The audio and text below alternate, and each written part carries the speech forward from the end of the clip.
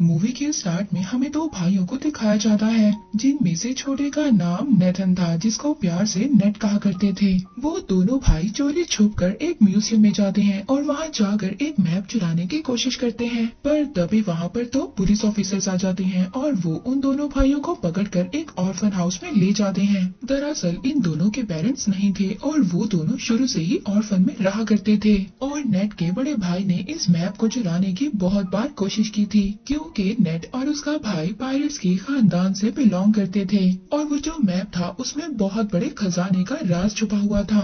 अब उस orphan house की सिस्टर पुलिस ऑफिसर से ये कहती है कि नेट अभी छोटा है, आप लोग इसके बड़े भाई को लेकर जा सकते हैं, क्योंकि वो बार बार मना करने के बावजूद भी चोरी किया करता था। बट यहाँ पर नेट का बड़ा भाई खुद को पुलिस के हवाले नहीं करना चाहता था, इसलिए अब वो यहाँ से भागने का डिसाइड करता है। अब वो अपने सामान को पैक करने के बहाने अपने रूम में जाता है। नेट अपने बड़े भाई से कहता है कि मैं तुम्हारे बगैर नहीं रह सकता।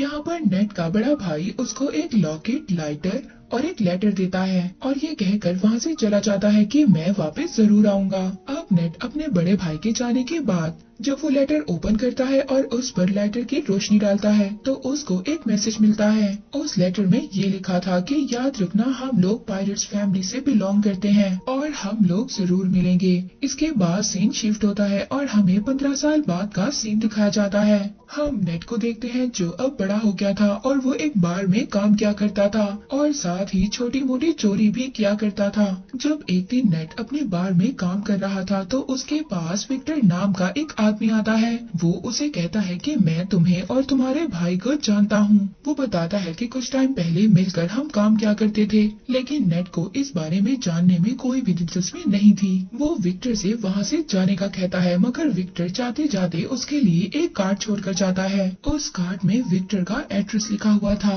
नेक्स्ट सीन में हम देखते हैं कि नेट विक्टर के घर पर चला जाता है। वो उसके घर में जाकर वही मैप देखता है जो कई साल पहले उसने और उसके भाई ने चुराने की कोशिश की थी। तो तभी वहाँ पर विक्टर भी आ जाता है। विक्टर कहता है कि अगर तुमने पहले ही आना था तो मुझे तभी बता देते। यहाँ पर नेट विक्टर से कहता है कि ये तो वही मैप है जिसको ढूंढने के लिए कई लोगों ने बहुत ज्यादा मेहनत की और ये एक खजाने का नक्शा है और इस मैप के रास्ते पर जाकर बहुत ज्यादा लोगों ने अपनी जान दे दी और उन्हें कुछ भी हासिल नहीं हुआ और ये एक बकवास स्टोरी थी। विक्टर नेट से कहता है ये कोई बकवास स्टोरी नहीं है और मैं जानता हूँ तुम्हें और तुम्हारे भाई को इस मैप के बारे में काफी ज्यादा इन्फॉर्मेशन है। फिर इसके बाद विक्टर वहाँ पर नेट को एक बुक दिखाता है। उस बुक में वो एक शिप की तस्वीर दिखाता है। ये शिप कोई आम शिप नहीं है, बल्कि ये कोई बहुत ही पुरानी शिप है और इसकी कीमत 500 करोड़ है। और तो और उस शिप में बहुत ज्यादा खजाना भी छुपा हुआ है जिसको 18 लोगों ने मिलकर वहाँ पर छुपाया था।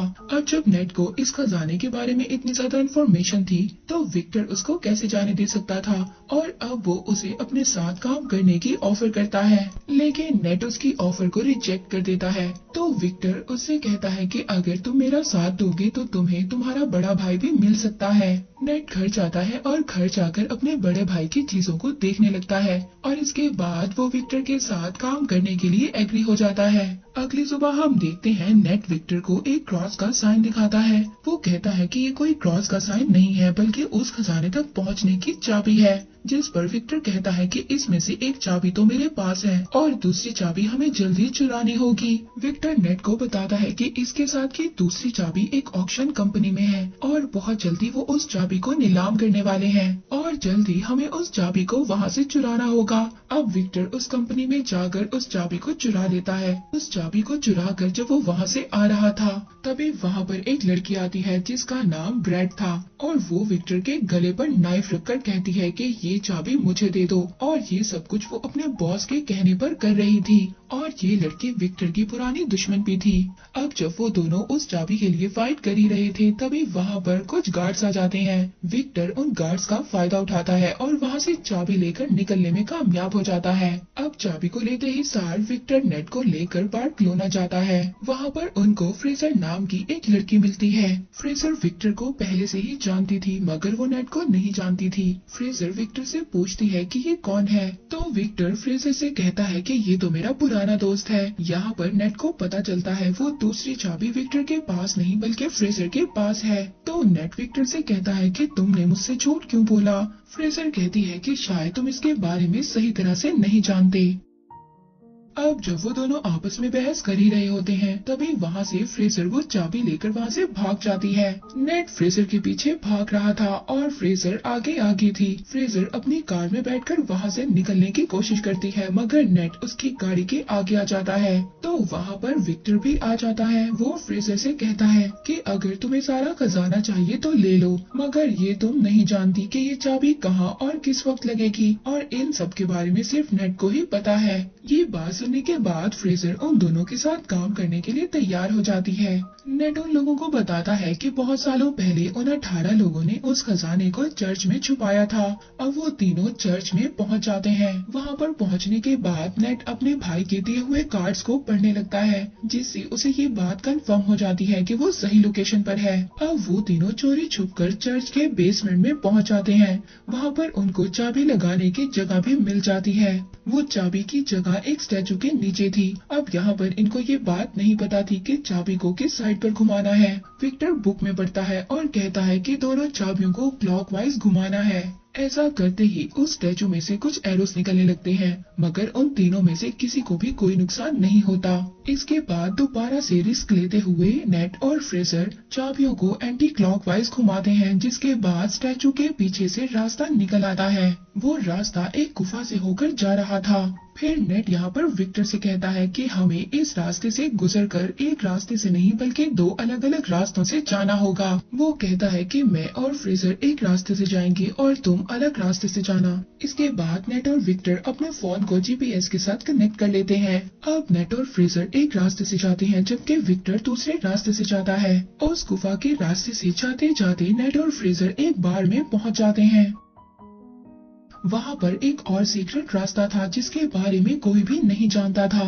वो लोग उस रास्ते पर जाते इससे पहले वहाँ पर कुछ लोग उन पर अटैक कर देते हैं। नेट वहाँ पर उस आदमी को रोकने के लिए फाइट करता है और फ्रेजर उस रास्ते को ओपन करने की कोशिश करती है। उस दरवाजे के ओपन होते ही नेट और फ्रेजर उस रास्ते से भाग जाते हैं। अंदर जाने के बाद अब उन लोगों को तीसरा दरवाजा नजर आता है जो उसी क्रॉस वाली चाबी से खुल सकता था। फ्रेजर उस दरवाजे को खोलने की जैसे ही कोशिश करती है तो वहाँ पर पानी भरना शुरू हो जाता है क्योंकि उस दरवाजे को खोलने के लिए दूसरे दरवाजे पर चाबी लगाकर पहले उसे खोलना होगा जिसको विक्टर ही खोल सकता था। विक्टर दूसरे साइड वाले दरवाजे को खोलने की कोशिश कर रहा था पर तभी वहाँ पर वही लड़की आ जाती है जिसने पहले भी विक्टर पर अटैक किया था और उन दोनों में जबरदस्त फाइट होने लगती है। दूसरी तरफ नेट और फ्रेजर पानी में फंस गए थे और वहाँ पर बेहोश होने वाले थे।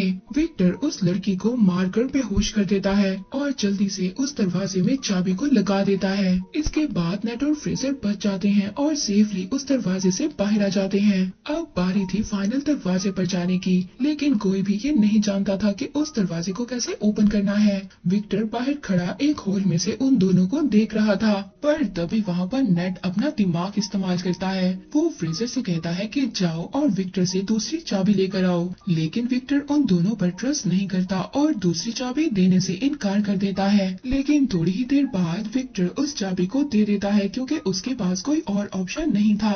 नेट देखता है कि उस दरवाजे पर एक सिंबल बना हुआ था। नेट जब उन दोनों कीज को मर्ज करता है तो वही सिंबल बन जाता है जो उस दरवाजे पर बना हुआ था, जिसकी वजह से वो लोग अब उस दरवाजे को भी खोल लेते हैं।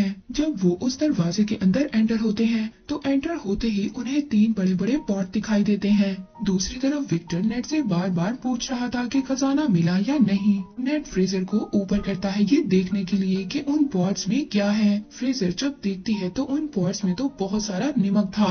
इसका मतलब ये था कि यहाँ पर कोई भी खजाना नहीं था। तभी वो तीनों पॉट्स अचानक से टूट जाते हैं। वो देखते हैं कि उनमें से एक मैप निकलता है और यही मैप ही उस खजाने तक जाने का रियल मैप था।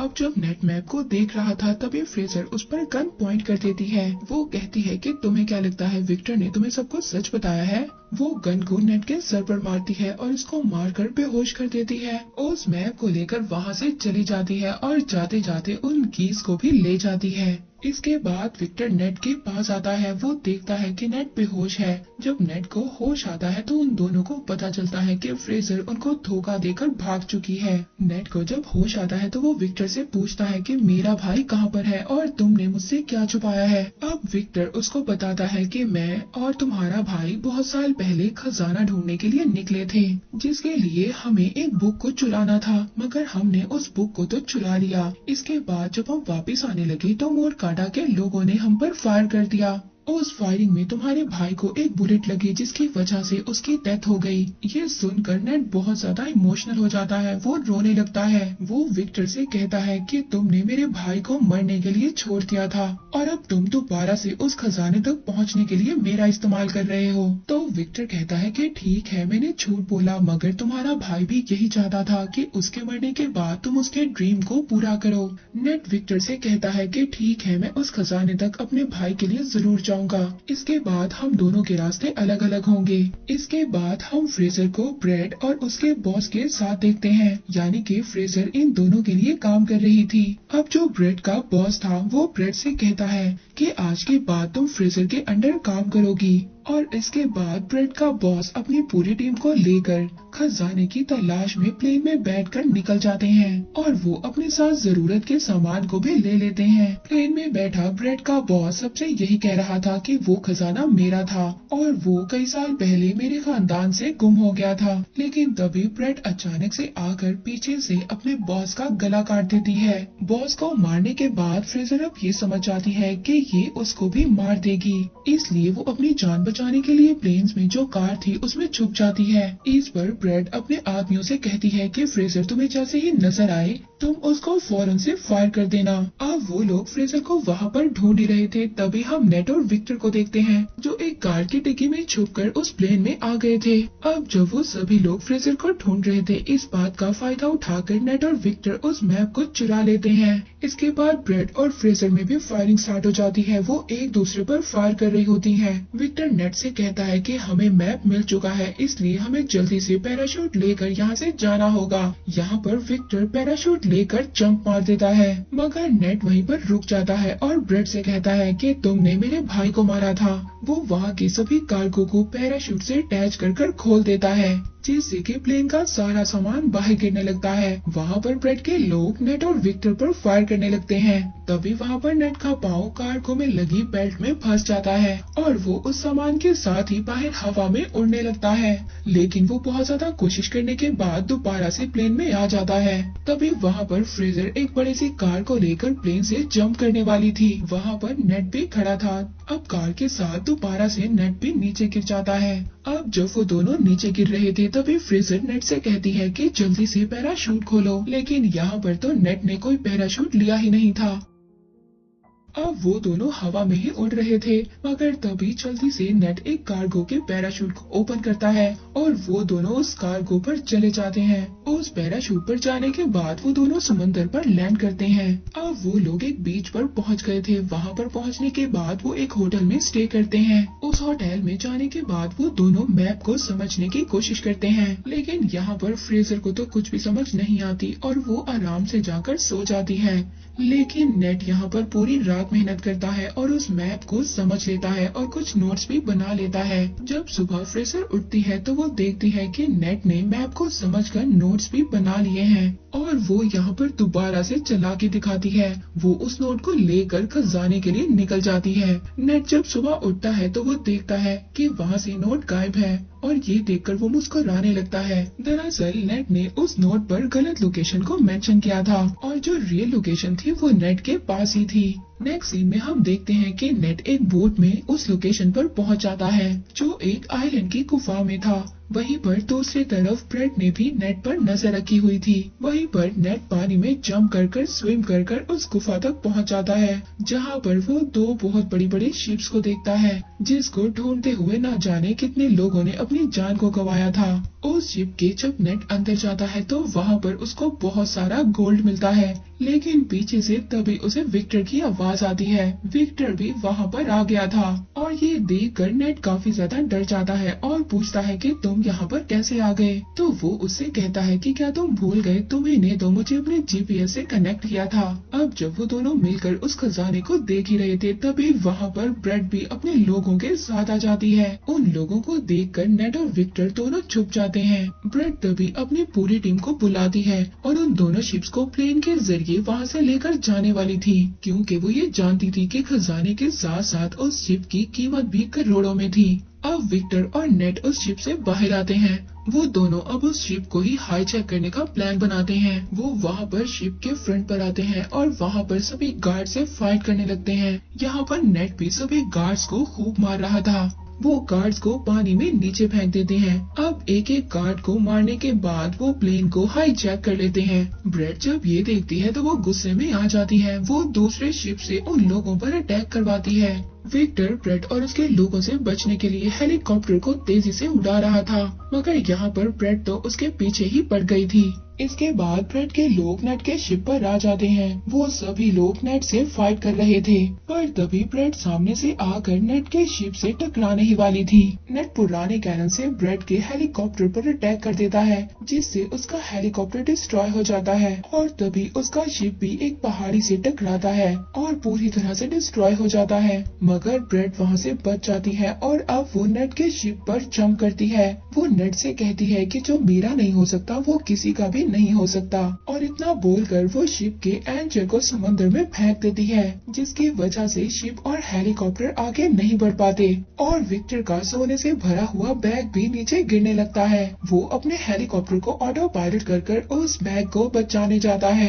उधर नीचे शिप पर ब्रेड और नेट की आपस में फाइट हो रही थी। नेट अब किसी तरह से बचते बचाते हेलीकॉप्टर पर चढ़ने की कोशिश करता है और उसके पीछे ब्रेड भी आ रही थी। विक्टर यहाँ पर गोल्ड से भरे हुए बैग को सेक्रीफाइस कर देता है। वो ब्रेड पर देकर मारता है, जिसके बाद ब्रेड पानी में जाकर गिरती है। लेकिन तभी वो शिप जो हेलीकॉप्टर से लटक रही थी उसकी रस्सी भी टूट जाती है। अब नेट को तो विक्टर किसी तरह से ऊपर खींच लेता है, लेकिन वो पूरी की पूरी शिप ब्रेड के ऊपर गिर जाती है, जिसकी वजह से अब उसकी डेथ हो जाती है और वो शिप वहीं पर टूटकर तैरने लगती है। नेट विक्टर से कहता है कि हम ये गोल्ड अभी भी हासिल कर सकते हैं, लेकिन विक्टर उसको मना कर देता है। वो कहता है कि अब ये सारा सोना गवर्नमेंट का हो चुका है और वो लोग उसे लेने के लिए आ रहे हैं, जिसके बाद विक्टर दुखी होकर हेलीकॉप्टर चलाने लगता है। तो नेट उससे कहता है कि दुखी मत हो, और फिर वो एक एक कर गोल्ड को अपनी पॉकेट से निकालने लगता है और वो दोनों खुशी खुशी जाने लगते हैं। मूवी के लास्ट में हम देखते हैं कि एक मोटर बोट नेट और विक्टर का पीछा कर रही है, जो कि कोई और नहीं बल्कि फ्रेजर ही थी, जिसको नेट ने बेवकूफ बना दिया था। हम देखते हैं कि नेट का भाई अभी भी जिंदा था, जो कि एक जेल में बंद था। और इसी के साथ ये मूवी यहीं पर एंड हो जाती है।